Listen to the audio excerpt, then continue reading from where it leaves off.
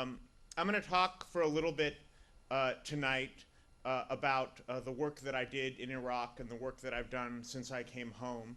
And then we're going to have the opportunity to hear from the veterans who you see sitting off to my right and their firsthand testimonies of their experiences in the war and back at home.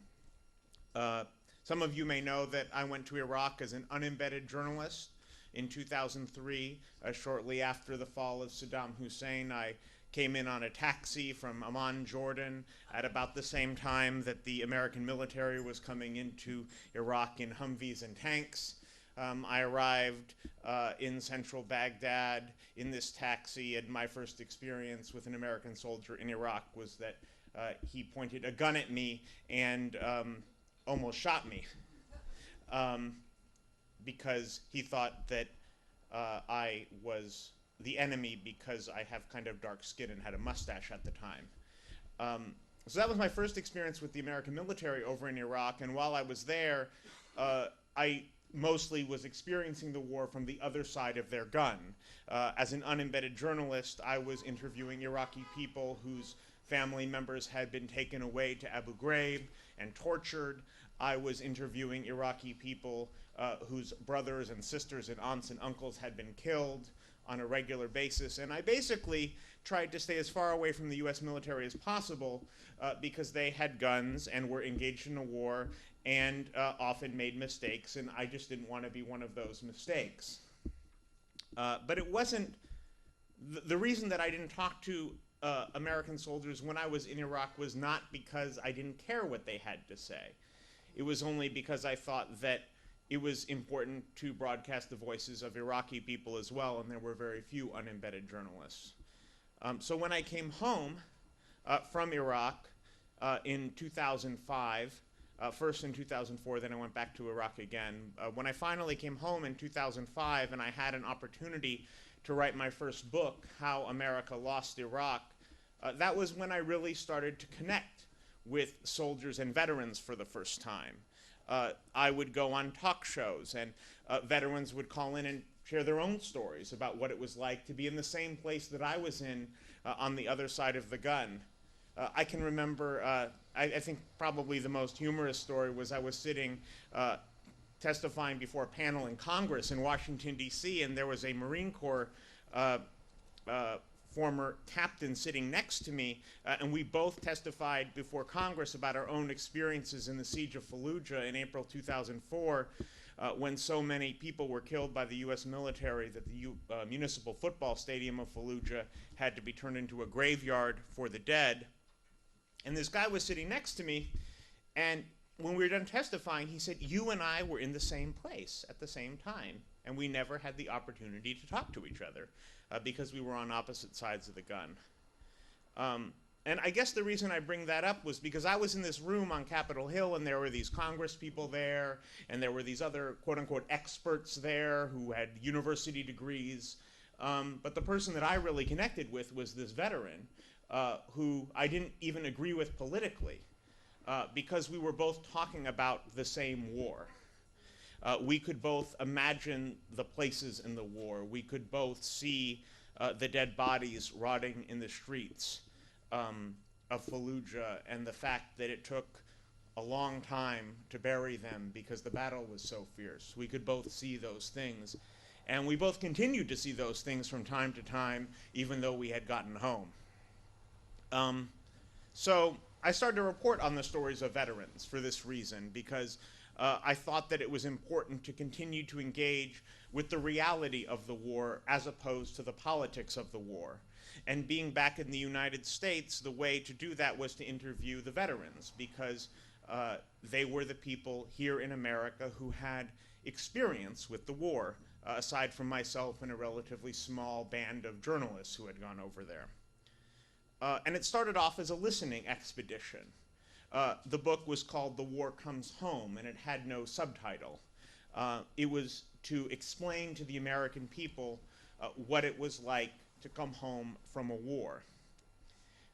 And then, the more I reported, the more stories I heard from these veterans, the scope of the book became clearer, and I realized the book needed to be called the war comes home, Washington's battle against America's veterans, because we make our veterans battle every step of the way for the things that they were promised when they were sent off to war.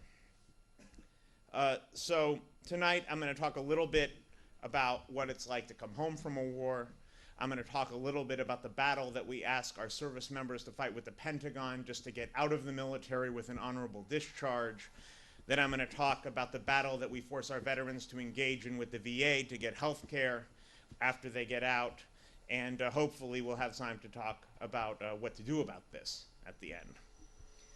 So what is it like to come home from a war? I think that the most important thing is that your reality that you've just been through is totally different than what you're interacting with here at home and what people are talking about here at home. It's a cliche to say that nobody comes back from war the same way they left, but the reason that we have this cliche is because it's true.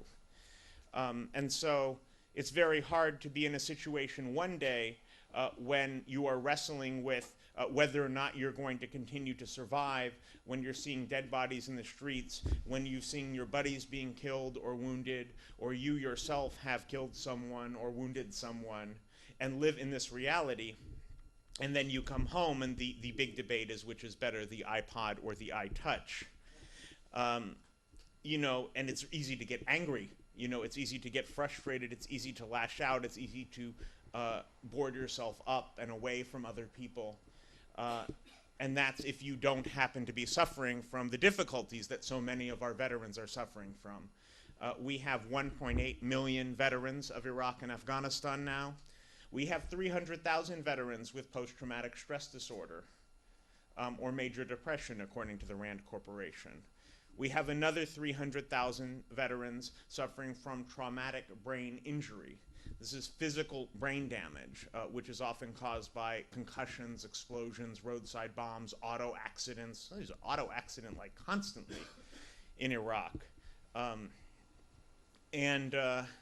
I don't think when I was over in Iraq, I went a day without seeing a US military vehicle somehow involved in an auto problem. So we have 500,000 people, because there's some overlap. We have 500,000 people who are coming home so far, the war's not over yet, with PTSD or traumatic brain injury. We have 400,000 veterans who are already out of the military, having served in Iraq or Afghanistan, and have filed for disability with the federal government. We have 80,000 Iraq and Afghanistan war veterans who had to be medically evacuated off of the battlefield to Germany because their wounds were too severe to treat in Iraq or in Afghanistan. So this is the overall scope of the crisis of care that we face for our veterans and will continue to face for many years to come, and the numbers will only go up. The reason we haven't heard these numbers is because when the Bush administration started this war, they told us that it was going to be a cakewalk. You may remember Donald Rumsfeld. He said it might take 6 days, it might take 6 weeks. He doubted 6 months. And here we are 6 years later. This was one of the deceptions of the war, that the war was going to be easy and that it was going to be over quickly and that nobody was going to get hurt.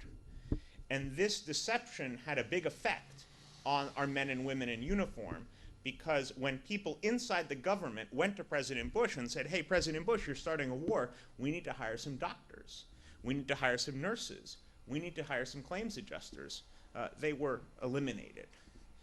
Anthony Principi, the head of the VA, went to President Bush. He said, President Bush, we need to hire more people to care for those returning from Iraq and Afghanistan, and plus our Vietnam and World War II veterans aren't getting any younger.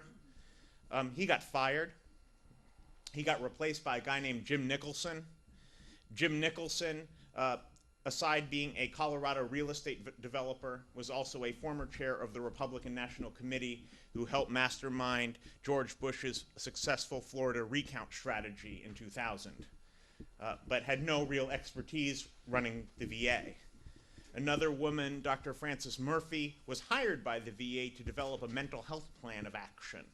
She found that the mental health plan of the VA was so complicated and so inaccessible to our veterans as to be worthless. And she was also fired.